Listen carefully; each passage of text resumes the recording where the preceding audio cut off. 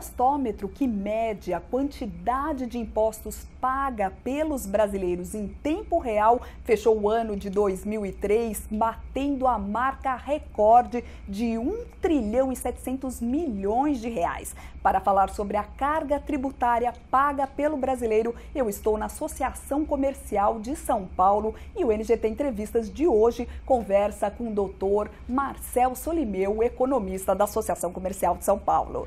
Doutor Marcel, é um prazer o senhor abrir aqui as portas da Associação Comercial para receber a NGT Entrevistas. O prazer é todo nosso, embora o motivo da visita não seja tão prazeroso, não? Que verdade, para falar sobre impostos. Falar sobre impostos, mas de qualquer forma é sempre um prazer. Doutor, uma pesquisa indicou que o volume de impostos pagos pelos brasileiros cresceu aí nos últimos 13 anos 277%. A inflação no período aí foi de 138%. É muito imposto, não? É muito imposto e o que a gente observa já há vários anos é que a arrecadação tributária tem crescido mais do que a economia. O que isso significa? Significa que uma parcela maior do esforço da sociedade, de tudo aquilo que a sociedade produz a cada ano, uma parcela maior está indo para o governo. Embora ele devolva uma parte através de vários mecanismos, não é quem paga normalmente quem recebe. Então, o peso para quem paga é muito grande. E, doutor Marcel, como que surgiu a ideia da Associação Comercial de São Paulo em criar aí um impostômetro que mede aí a quantidade real aí dos impostos pagos pelos brasileiros? Agora, esse ano aí, 9 dias de janeiro, e já estamos aí na marca de 55 milhões de reais. 55 bilhões. Bilhões de reais, verdade. O ano promete, em termos de arrecadação, superar novamente o deste ano. A ideia surgiu de conversas entre a Associação Comercial e o IBPT, que realiza estudos sobre a carga tributária, e se procurava algum mecanismo para chamar a atenção do povo brasileiro de que ele paga imposto e paga muito imposto. Porque tem uma parcela da população, por ser isenta do imposto de renda e do IPTU, acha que não paga imposto. Mas eles pagam e proporcionalmente pagam mais até do que quem ganha mais. E paga muito. Paga muito, porque a tributação brasileira é muito carregada no consumo. E a camada de menor renda gasta praticamente tudo que ganha em consumo. Então, proporcionalmente, paga mais imposto. E isso para o empresário também é e tem um agravante. O empresário tem que pagar o imposto, recolher, mesmo que transfira depois, e a burocracia que existe para pagar os impostos é muito grande, é um custo bastante alto, porque nós temos uma parafernália de impostos, uma legislação muito complicada, muito complexa, que vive sendo alterada. Então, até para pagar, você gasta. Muita coisa. E o ano de 2013, doutor Marcel, foi realmente um ano difícil aí para o brasileiro, né? Tivemos aí a alta da inflação, a inflação chegou a assustar no ano passado, a economia brasileira que ficou estagnada. E qual que é o balanço que o senhor faz do ano de 2013 para a economia brasileira? Eu acho que a gente pode dizer que é um ano apenas razoável, o crescimento, não tem os dados oficiais, mas não deve ter passado de 2,3% no máximo, o que é medíocre para a possibilidade do país e comparado até com outros países da América Latina que estão crescendo 3%, 4%, 5%. Então, a inflação vem se mantendo num patamar perto de 6% há vários anos. Ela cai um pouquinho, sobe um pouquinho, no começo do ano passado subiu bastante, principalmente a inflação de alimentos, as exportações foram decepcionantes, as importações cresceram, os gastos do Brasil no exterior cresceram, então nós estamos tendo aí o setor externo novamente sendo uma ameaça, o que tradicionalmente sempre foi o grande problema do Brasil. A indústria, um mês tem alguma melhora, no outro piora, mas na média está tendo um desempenho muito ruim. E, no fim, a gente tem o comércio crescendo um pouco mais, mas olhando mês a mês o ano passado, a cada mês a taxa de crescimento era menor e fechou o ano numa taxa de crescimento bem mais baixa do que quando começou. Como o ano seguinte começa no ritmo que você fechou o anterior, este ano promete ser um ano mais fraco para o comércio. Sem dúvida. E como que foi o comércio em dezembro? A expectativa de vendas para o comércio em dezembro foi fraca? Foi bem abaixo do que se esperava. Houve um crescimento aí na casa dos 2%, alguns setores como supermercados um pouco mais, mas o comércio tinha se preparado para um crescimento maior. Até porque, doutor Marcel, o ano de referência, que é o ano de 2012, foi realmente muito fraco, né? Já foi fraco e se esperava crescer pelo menos 3%, 4%. E alguns setores, confecções, por exemplo, praticamente empatou com o ano anterior, com 2012, e agora nós estamos tendo aí as liquidações, que é a forma de tentar reduzir os estoques. Então, não foi um ano bom, tivemos alguns fatos positivos mais no último trimestre, com os leilões do pré-sal, do aeroporto, rodovias, mas depois de perder muito tempo, alguns anos aí, tentando das formas erradas incentivar a participação do setor privado na infraestrutura. O único setor que podemos dizer foi bem foi a agricultura, que continua se expandindo a cada ano, tem um mercado lá fora muito bom, mas esbarra nos problemas do transporte, das estradas, dos portos. Esse é um balanço resumido. E o senhor, doutor Marcel, o senhor citou aí os gastos dos brasileiros no exterior que aumentaram no ano de 2013 e o governo, aí, em contrapartida, aí, taxou aí a compra do dólar, do gasto do brasileiro no exterior. É certo esse tipo de taxação? Ele já havia colocado o imposto 6,38 para o cartão de crédito, as pessoas passaram a usar o cartão de débito, aquele pré-pago. Agora ele estendeu o imposto para o pré-pago também. Então a alternativa que resta, por enquanto, é levar dinheiro vivo, que nem sempre é uma boa alternativa em termos de segurança. Agora, o governo quer desestimular o brasileiro de consumir lá fora, mas é que a diferença de preços é tão grande, tão absurda, em parte porque o Brasil está caro como um todo, em parte porque tem uma tributação exagerada.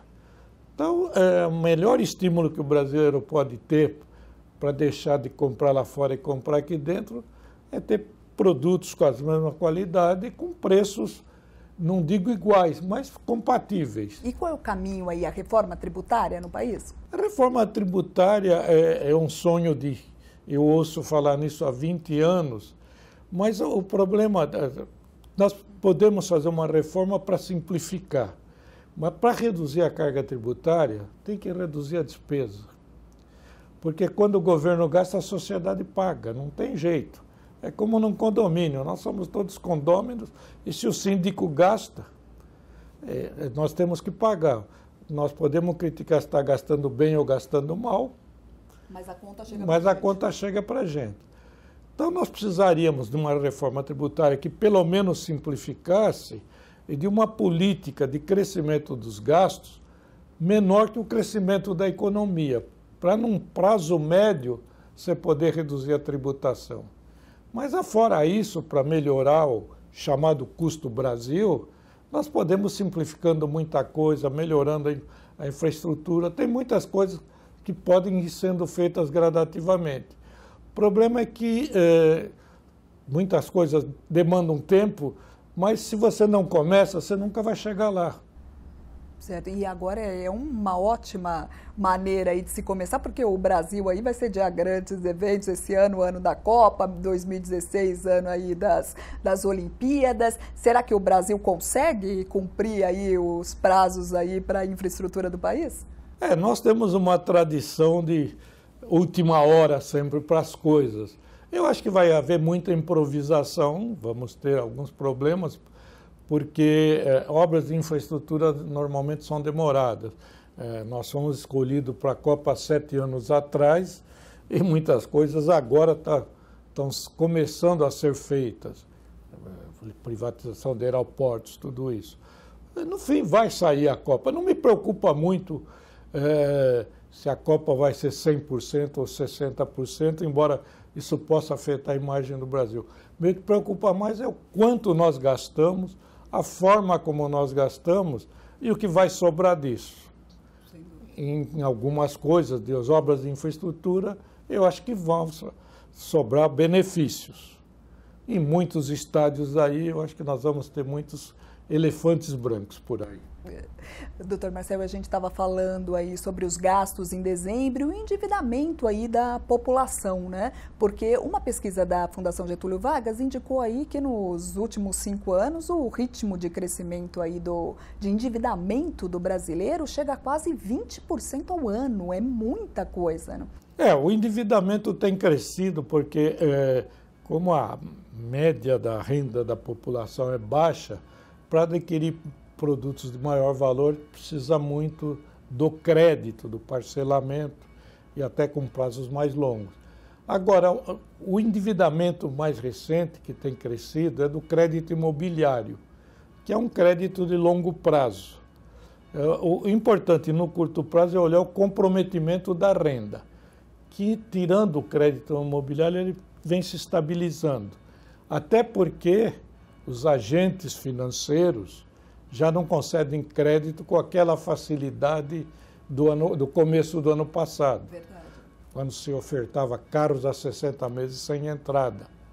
Hoje já há mais critério para conceder crédito e o próprio consumidor está mais consciente. Queria que a gente falasse um pouquinho aí sobre a expectativa para esse ano que está começando.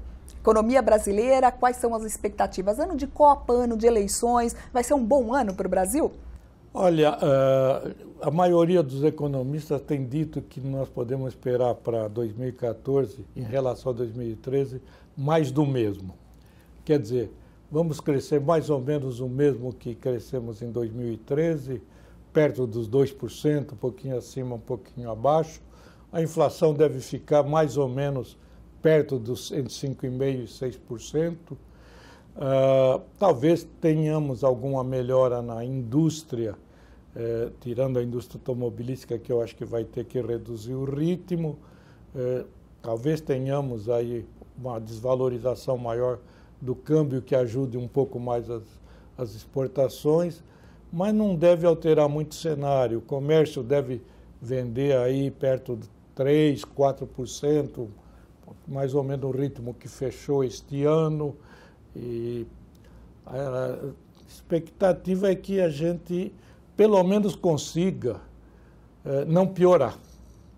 Porque ano de eleição costuma ser um ano complicado em termos de gasto público. Verdade.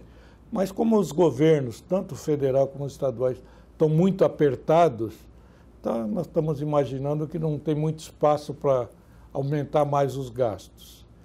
Agora, a Copa vai trazer muitas paralisações. Isso é ruim para a economia, tanto para a indústria, quando interrompe produção, mas para o comércio também, as vendas. Muita gente acha que você não vende hoje, vende amanhã.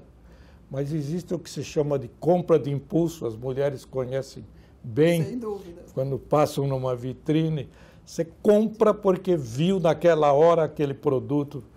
E isso, com tantas interrupções, e esperemos que não tenhamos manifestações que venham complicar ainda mais, mas já vai ser um ano bastante truncado. Também com as eleições, sempre você tem alguma perda de eficiência, porque o próprio governo já não funciona com aquela eficiência. Vai ter mudanças, trocas por causa das eleições, tudo isso. Então, o que a gente pode esperar de positivo é que continuem as privatizações, que não vão produzir resultado efetivo este ano, mas pelo menos para o ano seguinte você já começa tendo maior investimento e começando a atacar esses problemas. Mas não há uma expectativa nem de um desastre, nem de um ano brilhante. É um ano medíocre, como tem sido os últimos.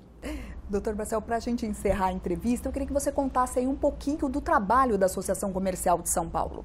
Bom, a associação tem 119 anos e a grande função dela é congregar os empresários e defender a livre iniciativa e prestar serviços e orientar os empresários na medida do possível, defendê-los. É uma luta permanente contra a burocracia, contra cada dia mais legislações intervindo no setor privado e esperando que toda essa nossa luta acabe tendo sucesso ao longo dos anos. Porque até agora nós estamos perdendo a luta contra a burocracia porque ela vem aumentando. A informática que deveria servir para reduzir a burocracia, ela só está servindo para informatizar com mais burocracia. Daí não tem jeito, né? Doutor Marcel, eu queria muito agradecer a sua entrevista no NGT Entrevistas. Foi um prazer. Esse foi o doutor Marcel Solimel, da Associação Comercial de São Paulo. E o NGT Entrevistas fica por aqui. Muito obrigada pela sua audiência e eu te aguardo na próxima edição. Até mais!